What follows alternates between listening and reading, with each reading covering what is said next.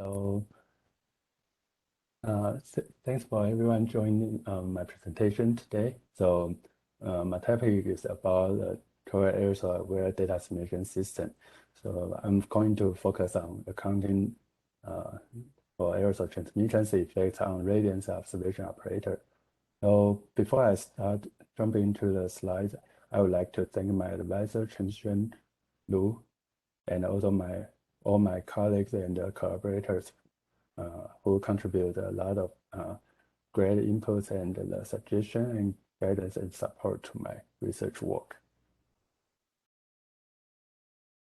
So here is the outline for my presentation. I will start with the background information and the overarching goal for my research, and then I will cover three small topics about my results, and then the last two pieces on my future work and the closing remarks for my presentation. So the many studies already demonstrate the heavy study the aerosol direct and the indirect radiative effect on the climate and the numerical weather prediction.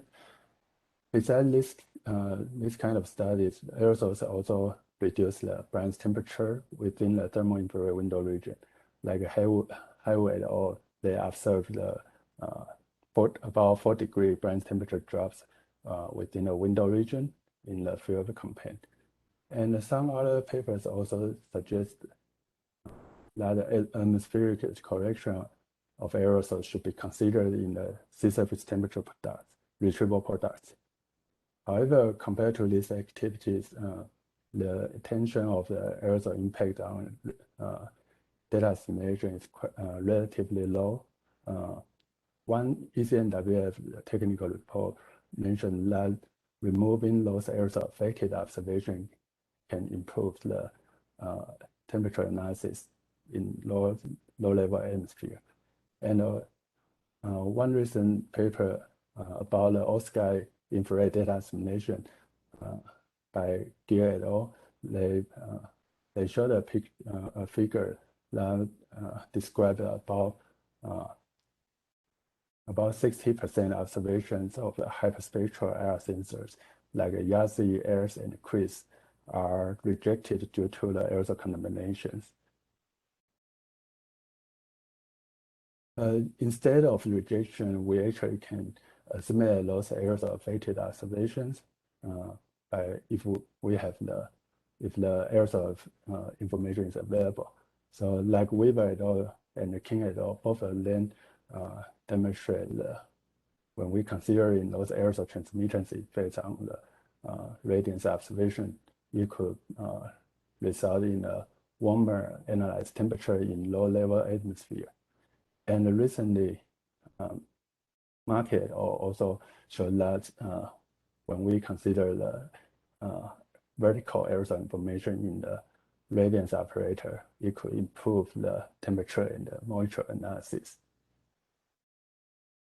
So, motivated by these studies mentioned above, the overarching goal for my study actually, I'm going to focus on how to enhance the usage of the aerosol-affected infrared observations by ingesting aerosol information into the radiance simulations and see if it can further improve the analysis and the focus down the road. So first, the first part of my studies, we adapt the approach of King et al., which conducted aerosol-aware non-cycling experiment under the clear sky framework.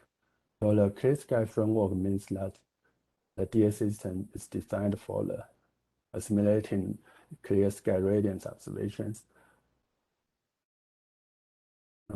In that experiment, we actually use the NCF-GDAS system and plus the aerosol information from the NGAC, which is the aerosol forecast model in NCF before. And the period was like the summer month of 2017. Yeah. Here I show some result of the monthly average differences between the experiments with ungagged aerosols and without ungagged aerosols. So here is for the sea surface temperature and the low level temperature and the cross section of the over the transatlantic region. Basically, we got a similar warming feature as King et al. And we also found that quality control and the bias correction in GSI system will be affected considerably, especially over the infrared window channels. Besides this non-cycling experiment, we also explore how this kind of aerosol, considering aerosol transmittance effects, would affect the analysis and the focus of the African ISDA waves with the fully cycle system. So based on what I learned from the previous prior study, we know that quality control and the bias correction should be revisited for the if we want to further assimilate those aerosol-related infrared observations. So, but before we make any changes to the QC and BC, we need to understand the uncertainties due to the aerosol, considering aerosols in the radiance simulations in the DA system. So, because current DA system that directly assimilate radiance observations, it relies on a radiative transfer model to provide a simulated Brand's temperatures for the first gas departure, to generate a first gas departure, and then also provide another information, the Jacobians, to convert the information between the model space and the Brand's temperature space. So we conducted sensitivity experiments based on the CRTM, which is a radiance observation operator in GSI system. So we produce various aerosol profiles that perturb the aerosol loading and the aerosol layer peak altitude. And besides these two factors, we also produce the sensitivity test for the aerosol layer thickness and the beam partition. But I only present the result about the aerosol loading and the peak altitude because these two factors shows larger impacts on the Brand's temperature and the Jacobians. Here are some results about the sensitivity experiments. The top panel here, I show the cooling effect to the Brand's temperature by the 4 types of aerosols in GOCAR model, which is including the dust aerosols, dissols, carbonaceous aerosols, and the sulfate. As we can see here, these 4 types of aerosol I generate a comparable LD 550, which is about 1. And then as we find over here, the dust aerosol produce a stronger cooling effect to the Brand's temperature during the window region compared to other 3 aerosol types. So the bottom 2 panels, 2 figures I showed here is the sensitivity to the dust loading and the sensitivity to the peak altitude. So as we can see here, the green line is the heaviest aerosol profile I generated, which is the LD reached 3, which is a large number in reality. So as we can see here, the green line which got us stronger cooling effects than the black line here, and then in the right panel we can see that when we move the aerosol peak altitude to the lower level, the Brand's temperature cooling effect is becomes smaller. So combine these two reaction means the aerosol profiles with heavier loading and the higher peak altitude will produce a stronger cooling effect to the Brand's temperatures. And meanwhile, the Jacobians for the temperature and the water vapor are also more sensitive to these two factors.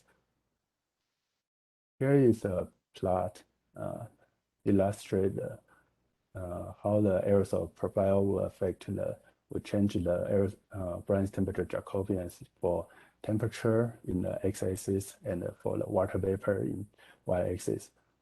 So here is a result from a window channel, and the color shown over here is the pressure level from blue at high level and red in low level, and the different shape of the dots represent the aerosol loading from the clear sky to the heaviest loading I generate.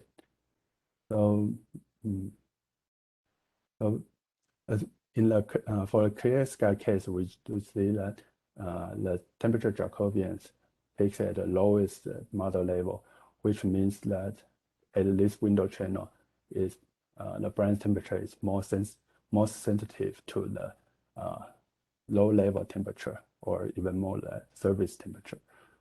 So, but after we put the aerosols into the CRTN simulation, we can see that the temperature Jacobian become larger and more positive, and the water vapor Jacobian becomes smaller, and you can see that the magnitude becomes smaller, which is less negative.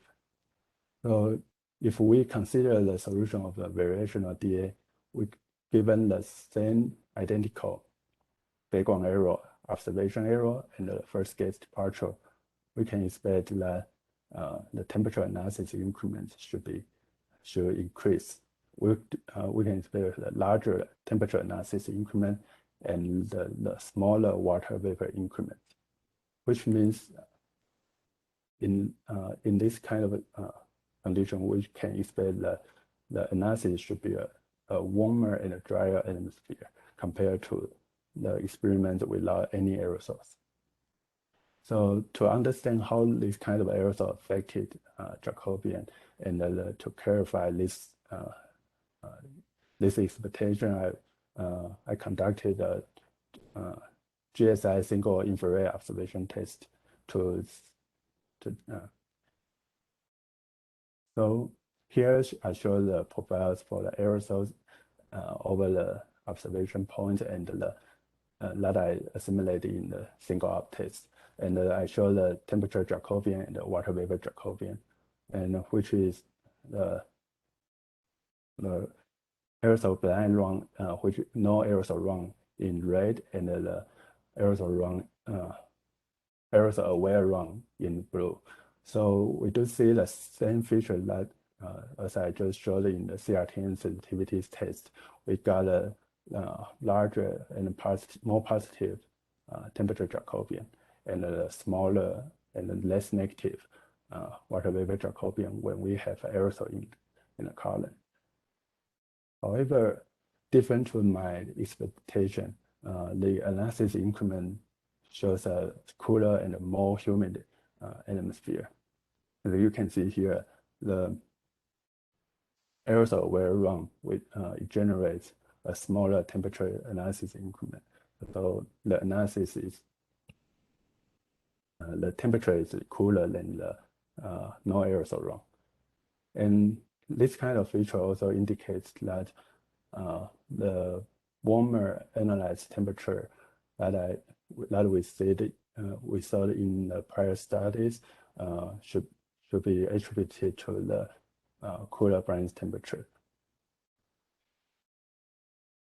So in the next stage, I will focus on how to improve and adjust the quality control and the bias correction in the DA system. So here is a example to illustrate the potential influence without considering aerosols inside the DA system. So the left panel is the figure is the LMD YASI LD retrieval products at 10 micrometer, and the right hand side is for the GDES clear sky archived first gauge departure over the at the cycle of the last year, June 22nd, 12C. So as we can see in the left panel, there is a big dust plume over transatlantic region. And at the same time, in the GDAS system, we can see that there are some aerosol-affected observation was simulated in the operational run as a clear sky radiance observation. So it provides the cooler, it provides a negative innovation into the system and further cool down the analyzed temperature. So if we consider the aerosol information into the system, we can see that we can expect the Brand's temperature become cooler, then the first gate departure the negative first gate departure can become to the positive, or can generate a different direction of a correction to the analysis. So in my presentation, I show the CRTN sensitivity test and the GSI single up test to demonstrate how the aerosol vertical information will influence the radiance simulations and the radiance data simulation. And in the CRTN sensitivity test, the brightness, temperature, and the Jacobians are more sensitive to the aerosol loading and the peak altitude than the aerosol layer thickness and the beam composition. And the single infrared observation test also indicates that aerosol affected Jacobians would lead to a cooler and more humid atmosphere. So it implies the major cause of the warmer analyzed temperature should be the cooler brightness temperature after we consider aerosols. So here are some papers we published in the journal and under review right now. So thanks for your attention. I'm happy to take any questions. Thanks.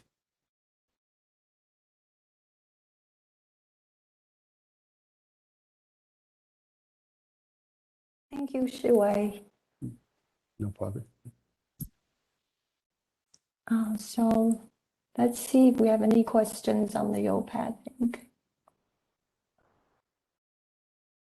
Okay, I think people are still hesitant to ask questions.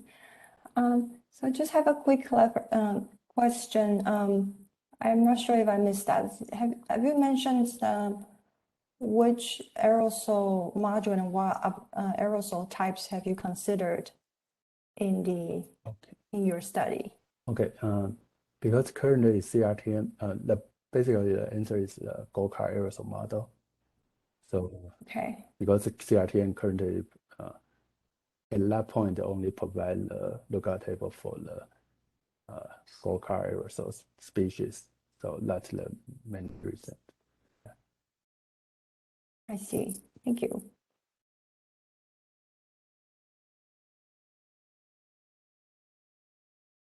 Any other questions from the audience?